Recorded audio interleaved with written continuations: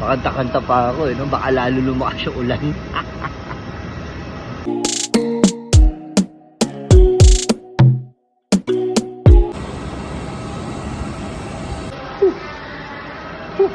Sabi ni Coach Claude mag-tricycle doon tayo to port.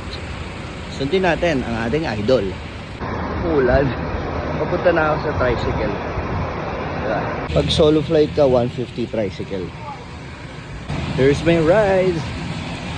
Solo flight tayo, solo flight. Kasama natin si Manong. Yes sir.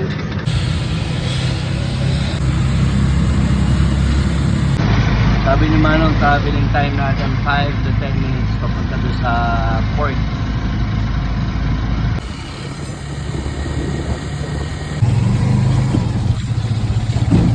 Just landed the port.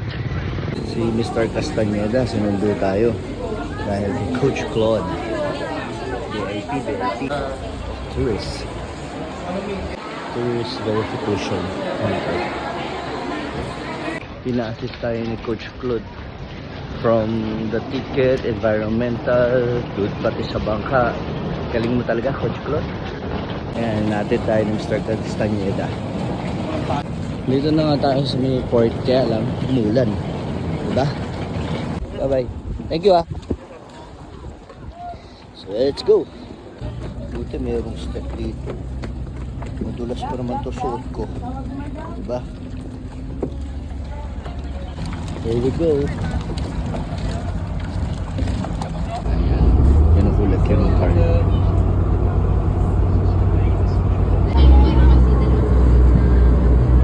Hindi makapark yung bangka. Kaya ngayong tao pinamove forward. Ito ang problem pagka sobrang laki ng boat, hindi makadock. So kailangan makitawid pa sa kabilang bangka. Yun, ito na yung second boat. Tumawid na tayo. Na ito sa second boat. Welcome, salamat Sir Claude. Ayun o, nakipag-boat kami. Grabe naman Coach Claude ha. Yes sir, Coach Claude. Grabe ko naman, sinundo mo pa ako. Isa ka talagang ka-winners. Sabi ko nga, sunduin kita sa kabila, kaya medyo... Bawal pa. Oo. Yeah. Dito, okay pa ako. Thank you Coach. Thank you. Setting my foot in Boracay with my good friend Coach Claude. Boracay life. Island. Yes sir. Going around Boracay. Coach Claude, thank you. Okay. Pero may port.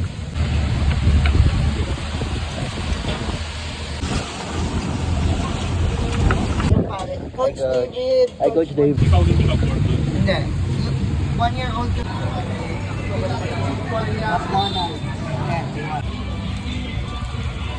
Yes sir. We're here in Boracay. Thank you Lord. Yeah. Sama ko si Coach Claude at si Coach Dave. Ikot-ikot muna tayo.